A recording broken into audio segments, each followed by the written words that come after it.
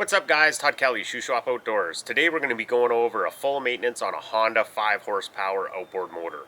We're going to do an oil change, check the spark plug, grease the shaft, and change the gear oil on the bottom end. First off, we'll go over the tools and equipment you need to get this job done. So first thing you're going to need is an oil. I use a 10W30, that's what Honda recommends. I grab any marine oil that's cheap. I'm not super picky on what I pick up for that. Next thing you'll need is gear oil. I like using the Honda stuff. It's an 80W90. You could swap it out with another gear oil if you wanted, if you could find something cheaper. You'll need a 13th, 16th spark plug socket for taking the spark plug out, a 12mm socket for taking the oil drain plug out. You'll want a wide blade flathead screwdriver for taking the screws out in the bottom end to drain out your gear oil. I also have a grease gun that has marine grade grease in it that I'll use for greasing the shaft. So the first thing you're going to want to do is get the motor up to operating temperature. That way the oil will flow out nice and you'll get all the gunk and grime out of the bottom. Hondas are known for not picking up water with the water earmuffs very well. Even my 50 horse, I got to fill up a bucket to get it to pick up water. So that's what I've done here. I got a cooler here full of water.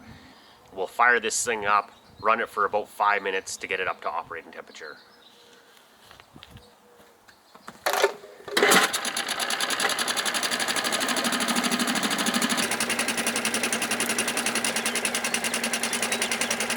So it's been about 5 minutes, it's up to temperature. First thing I like to do is open up the oil.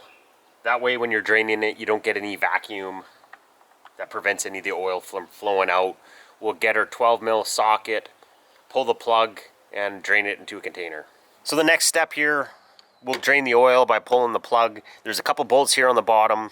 The one that's forward is your oil drain plug. It has a wide flange, and I said it's a 12mm socket.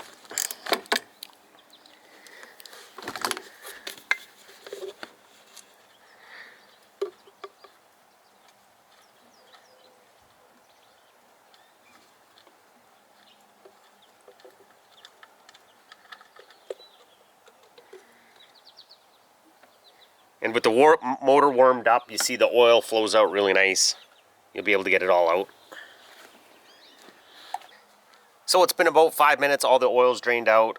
I do like taking a rag with a little bit of white gas, paint thinner, some sort of solvent, clean everything up. Clean the drain plug, clean all the oil that's dripped out from around. And we'll reinstall the oil drain plug. Most of this stuff is aluminum, so be careful that you don't over tight it. I like starting all the nuts and bolts when I'm working on anything on these motors by hand, just so I don't get anything cross-threaded.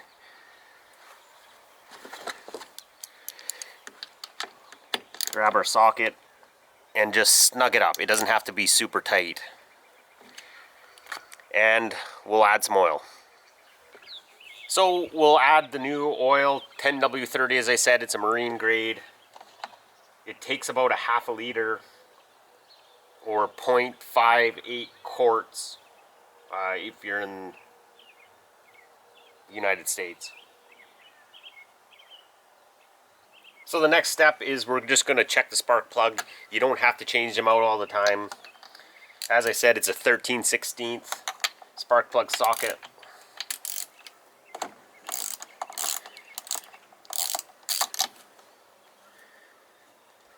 And we'll get this thing out. This motor is fairly old. It does burn a little bit of oil, so I'm expecting a little bit of oil to be on the spark plug. It's going to be a little darker than normal. It's got a couple thousand hours of use on it.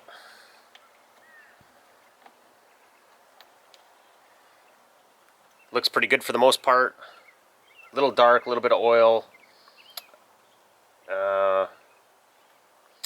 We'll clean it up, check the gap on it, and I'll decide if I'm going to replace it or not. Okay, so I just cleaned up the spark plug on a wire brush. Looks good, everything's square. If you want, if it's really dirty, you can touch up the contacts with a little emery cloth, clean them up. But the main thing is you're looking for any rounding, major discolorations. As I said, it does burn a tiny little bit of oil, so it was a little bit dark and wet, but not bad. The next thing we want to do is check the gap on it. On the 5 horse, it's 0.028 to 0.031 is what you're looking for. Just a little gap tool here, slide it on, and it's at 0.030. So it's perfect. We'll reinstall it. I like threading these in by hand once again so you don't cross thread anything. It is aluminum. You will wreck the head if you do cross thread it. So hand tight, and then we'll just snug it up with the socket here. So once again, I like to clean everything up with a little bit of a rag with a little bit of white gas on it. And we'll reinstall the spark plug here.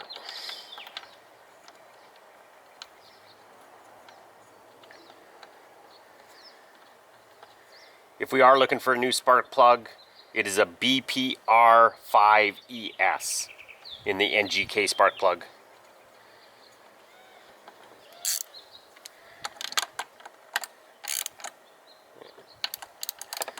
And just snug that up. Doesn't need to be super tight. And we'll reconnect the spark plug cable. Next, we'll go on to the lower end unit and do the gear oil. So the next thing we're doing is changing the gear oil in the lower end here. You have your oil drain / fill hole and your oil level hole. So we'll start off by taking off the oil level screw, and there's a plastic washer. Make sure you don't lose that. Set that to the side here, and on the bottom, the oil drain. We'll get our bucket underneath, and we'll pull that out. And the oil is pretty thick, so it's going to come out slow, and it will take a few minutes for this to drain out. So a couple things you're looking for when your gear oil is draining. First off is metal shaving. Some of the plugs here or screws have a magnet on it, and you'll collect any metal shavings from the gears. This one doesn't have that feature. Sometimes you'll see metal shavings in this that would indicate wearing in your gear.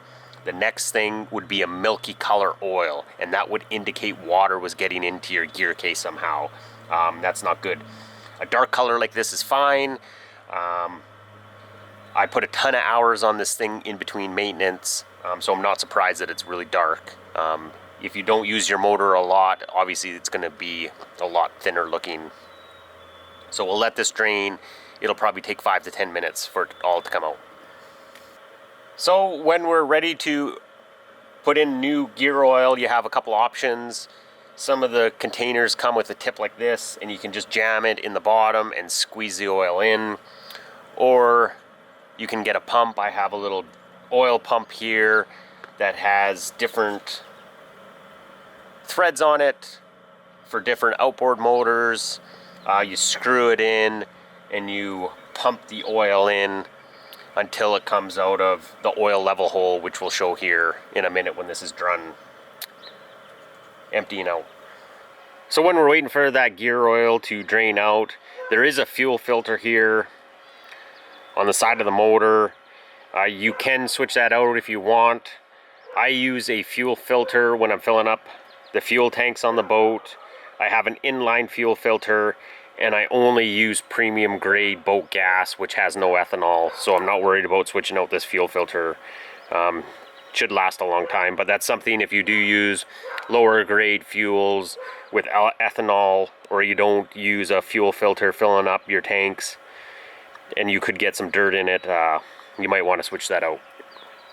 Just a couple of spring clamps on a rubber hose to remove it and install a new one. Super simple to do. So our oil is pretty much done draining. As I said, I'm going to use an oil pump. thread this in.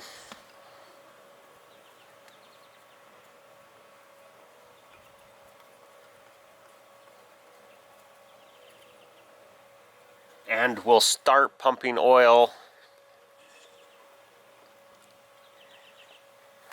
until oil comes out of your level hole. So you drain and fill your oil from the bottom.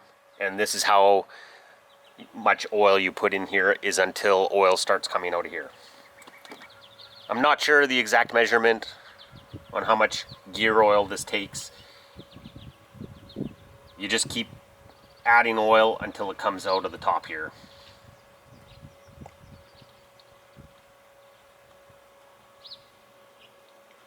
There we go.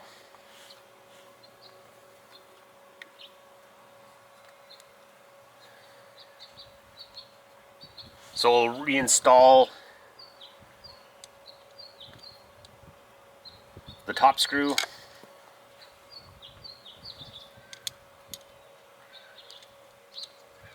Once again, everything's aluminum here, so you want to be careful you don't cross-thread anything.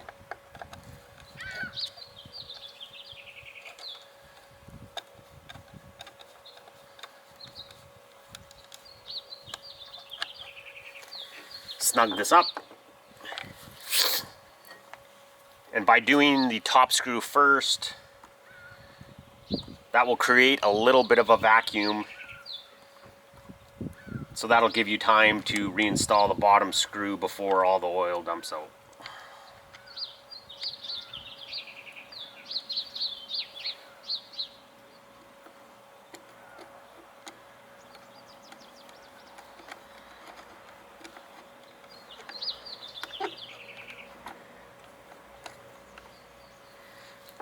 Snug that up.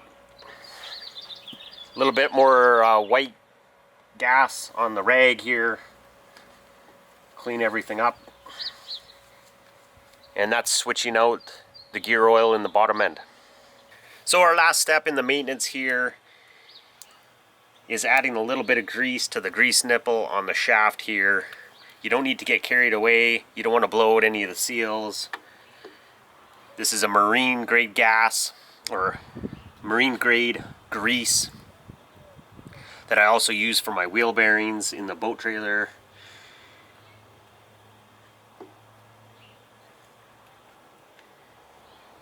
Just add a little bit. Take that off. Get our rag again. Wipe off the excess.